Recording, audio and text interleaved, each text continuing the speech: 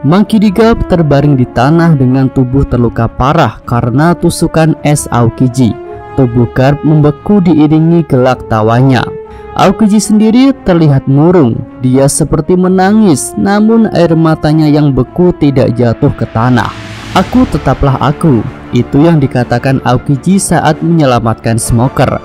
Jadi Aokiji yang ada di hadapan Garp ini tetaplah Aokiji yang dulu memohon untuk menjadi muridnya. Kemudian Aokiji seolah membiarkan harapan Garp menjadi nyata dengan membiarkan pasukan Sword kabur. Seharusnya kapal yang masih bisa dijangkau oleh Pizarro itu sangat mungkin dibekukan oleh Aokiji dengan teknik Ice Egg, tapi hal itu tak dilakukan.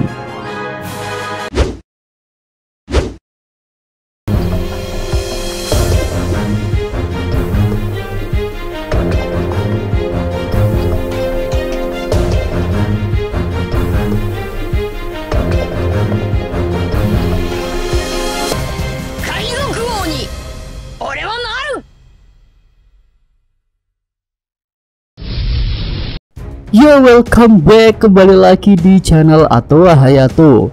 Bagaimana kabar nakama sekalian? Semoga selalu baik-baik saja. Chapter 1088 dimulai dengan memperlihatkan prinsip hidup Monkey D. Garp yang diajarkan dalam sebuah kelas angkatan laut. Di sini Garp menjelaskan konsep bahwa menyelamatkan masa depan adalah segalanya. Dan kakek tua yang sudah tak punya masa depan lebih baik dikorbankan agar bisa menyelamatkan anak-anak muda yang masih punya banyak masa depan. Ya, adegan flashback ini menjadi dasar pengorbanan Garp terhadap Koby, Cruz, dan Helmeppo beserta semua pasukan Sword yang ada di Pulau Hachinosu. Menurut prinsip Garp, keselamatan mereka semua jauh lebih penting daripada keselamatan dirinya yang hanya seorang kakek tua. Karena para prajurit muda itu adalah masa depan angkatan laut. Ya, itu adalah pemikiran yang luar biasa sih. Di saat para senior atau generasi tua merasa paling berharga, mereka kadang mengorbankan anak-anak muda untuk kepentingan pribadi karena mereka merasa punya kuasa.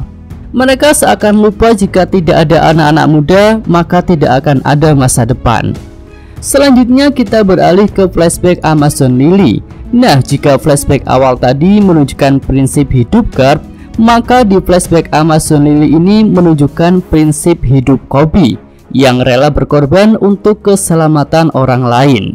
Iya, di sini Koby menawarkan diri untuk menjadi tawanan Kurohige agar bisa menyelamatkan 800 prajurit marin yang sudah tertangkap.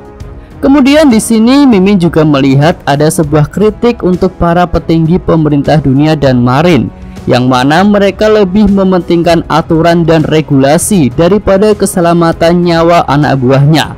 Vice Admiral Yamakaji memilih diam tidak melawan Kurohige dengan alasan tidak ada izin untuk bertarung melawan Yonko, padahal situasinya banyak prajurit marin yang sudah tertangkap. Selanjutnya scene beralih ke Pulau Hachinosu. Di sini menggambarkan betapa kuatnya tangan raksasa Pizarro yang tidak bergeming walaupun ditembak oleh meriam kapal perang. Tapi menariknya di sini adalah tentang Kujaku. Dia tampak kagum dan menganggap kekuatan Pizarro itu overpower. Padahal jika diperhatikan, kekuatan dari Kujaku ini Mimin rasa bisa menjadi salah satu counternya Pizarro. Nah, kekuatan Kujaku adalah mengendalikan apapun dengan cambuknya, termasuk bangunan dan juga benda mati. Jika kekuatan itu memang bisa dimaksimalkan, harusnya Kujaku bisa menjinakkan, mengendalikan, dan mengambil alih objek benda mati yang digunakan oleh Pizarro. Ya, termasuk tangan raksasa itu ya, karena kan itu terbuat dari kumpulan bangunan dan juga tanah pulau. Mungkin kedepannya Kujaku baru akan menyadari potensi kekuatannya itu. Kemudian untuk Tashigi memerintahkan agar para pasukan dan warga sipil terjun ke laut. Ya, itu seperti solusi yang konyol ya, karena mau berenang kemana jika sudah terjun ke laut. Selanjutnya kita beralih ke lokasi Monkey D. Garp dan ketiga muridnya. Garp memberikan solusi jitu agar bisa menghancurkan tangan besar Pizarro. Pembagian tugasnya adalah Garp membuat celah agar tangan besar itu bisa diserang. Kemudian Koby menyerang tangan besar itu untuk menghancurkannya. Lanjut, Cruz mengamankan kapal dari puing-puing tangan raksasa. Dan terakhir, Helmeppo memastikan keamanan Koby dan Cruz saat menjalankan tugasnya. Nah, rencana dimulai. Garp bergerak cepat untuk menjatuhkan Aokiji. Hal ini berguna agar Aokiji tidak membekukan kapal yang ada di lautan. Lalu Garp menyerang kepala Pizarro untuk menjauhkan tangan raksasanya dari kapal. Selanjutnya, Koby menunjukkan kebangkitan Housoku Haki-nya. Bahkan di panel manga ini, pukulan Koby terlihat menghancurkan tangan raksasa Pizarro itu tanpa menyentuhnya secara langsung. Ya, pukulan Koby ini bisa dikatakan persis dengan Galaxy Impact dari Garp yang mengguncang pulau tanpa menyentuh pulau itu secara langsung. Jadi, apakah itu termasuk kekuatan Housoku Haki tingkat tinggi? Ya, rasanya masih butuh konfirmasi resmi ya untuk menganggap pukulan Koby itu sebagai Housoku Haki tingkat tinggi. Namun jika Koby akan menjadi rival Luffy di masa depan, maka sangat masuk akal jika Koby juga menguasai Housoku Haki tingkat tinggi seperti Luffy. Ya, selanjutnya Cruz membuat jaring tanah liat untuk mengamankan puing-puing bangunan. Hal itu pun berhasil. Sementara Helmeppo menangkap tubuh Koby yang jatuh lemas karena sudah kelelahan.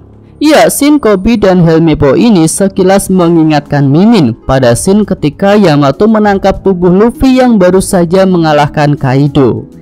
Nah, setelah rencana berhasil, Maki di Garp memberikan perintah terakhir kepada seluruh pasukan SWORD bahwa mereka semua harus segera pergi dari Pulau Hachinosu. Para anak buah Garp itu pun pergi dengan air mata yang menetes. Namun dengan ini, misi angkatan laut untuk membebaskan Koby dari tangan salah satu Yonko terkonfirmasi berhasil.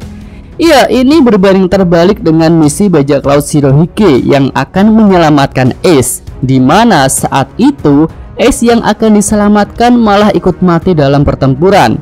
Lalu Shirohige sendiri juga mati dan banyak jatuh korban dalam kru bajak lautnya. Nah, di akhir chapter kita melihat kondisi Garp yang sangat mengkhawatirkan. Dia tertusuk es di bagian dada kiri.